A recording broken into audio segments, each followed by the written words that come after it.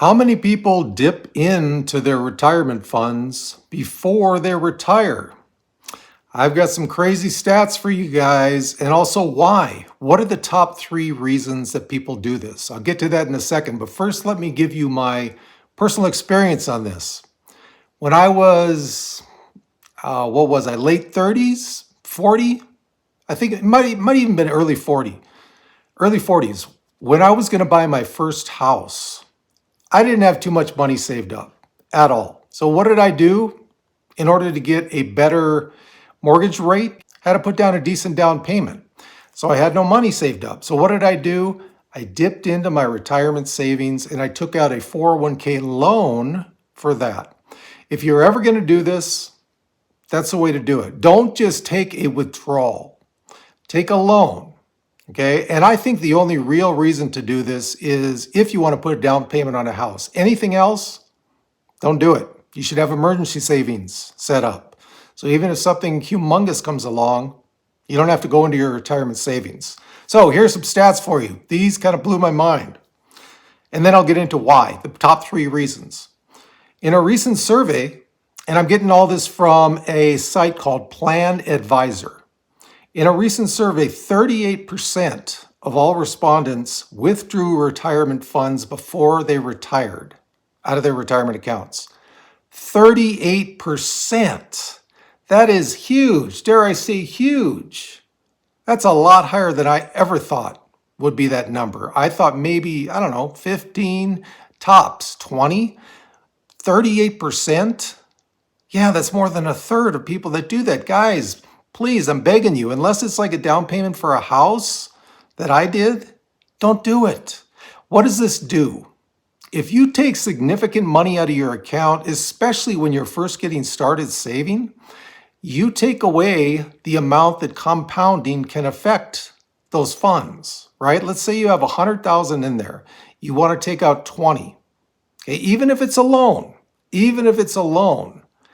you only got $80,000 working on compounding as opposed to 100,000. Yeah, that can really add up quickly. Well, compounding. Okay, what is compounding? Quickly for compounding is like 5 years.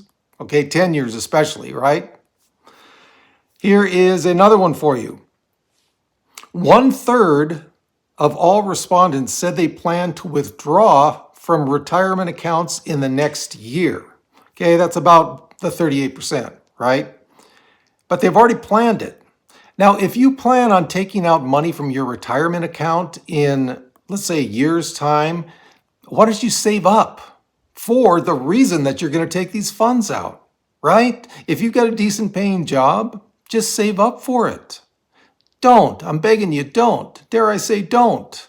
Take out of your retirement accounts unless absolutely necessary. If I had the funds for a down payment on my house, I wouldn't have touched my retirement account. Unfortunately, I didn't. Okay, so why? Why are people doing this? First of all, if it's the first time you're seeing me, my name is Duane, and this is a retirement channel for people on moderate income. If you think you might like that, like the video and think about subscribing. So why? There are 3 main reasons that people took money out of their retirement funds. The first one was for debt repayments. Okay, guys, again, out of these 3 reasons, that's the worst. So you're paying down your credit card and let's say you got 10,000 credit card debt and you're taking away that money from being able for compounding to act on it. It's not a good trade-off at all. So let's talk about the boomers, Gen Z, millennials, and Gen X, okay?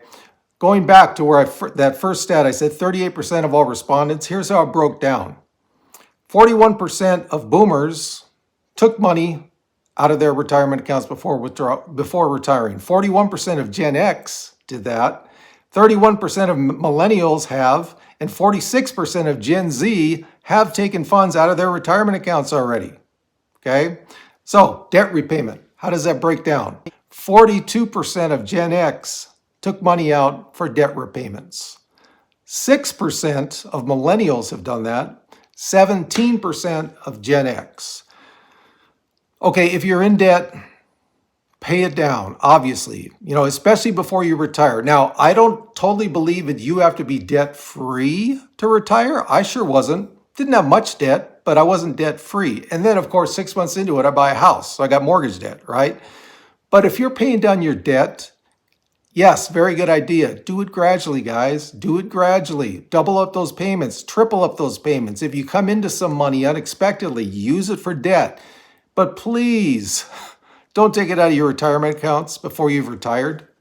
The second reason that people took money out of their retirement accounts before they retired, unexpected emergencies. 41% of Gen Z did this. 41% of boomers did this. 31% of millennials and 56% of Gen X have taken money out for unexpected emergencies. Okay, on this one, to be honest with you, I was tempted to take money out of my retirement accounts for, I can't even remember what the emergency was. It was pretty big though. I think it was unexpected $6,000 or $7,000. Wasn't medical. God, I wish, maybe I should have thought about this before I made the video. I can't remember, but it was about that. Thank God I didn't. Thank God I was able to get money elsewhere. And also what didn't turn out to be as expensive as that emergency I thought it would be, okay? But that's what an emergency fund is for, guys. Get an emergency fund started if you haven't done it yet. For those of my viewers in their late 20s, 30s, and yes, for those of you older, I do have viewers that young, and thank you guys so much for watching. I appreciate it. If you haven't started an emergency fund, start it now. Now's the time to do it. So if you get any of these unexpected emergencies, God forbid you have to dip into your retirement account, right? And I know the younger you are, the more tempting that is. If you're 20 years away from retirement, you're like, no big deal. I'm 20 years away. Compounding. That's all I got to say for you. To you. Compounding. That's a big thing. Don't take money away from that to act on. And the third biggest category that people took money from their retirement accounts before they retired, housing-related costs. Okay? 33% of boomers took out money for housing-related costs. I guess you could throw a down payment in here, right? Okay, that's not bad. 22% of millennials took it out for housing-related costs. Now, that could also be, unfortunately, they didn't give me numbers for the Gen X and the Gen Z. I don't know if they forgot to put it in the article, but it's not there for housing-related costs. That could be you need a new roof, right? Could be. Okay.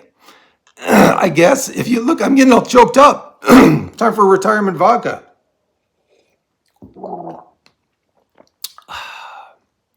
I guess if you don't have an emergency fund, if you don't have other savings, and I don't know, some catastrophe happened, you had a heavy tree limb fall on your roof, now you need a new roof.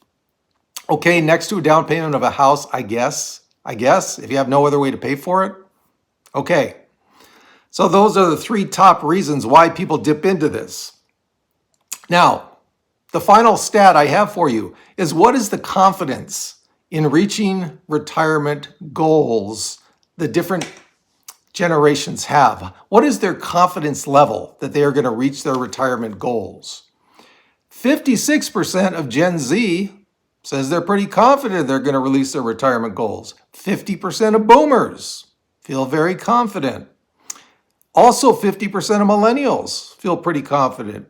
Unfortunately, only 43% of Gen X feels confident that they'll reach their retirement goals. I get it. The younger, you're looking at Social Security. It's like, well, it might not be there for me when I retire. Okay, that could throw a big wrench into that. But guys, just start saving early.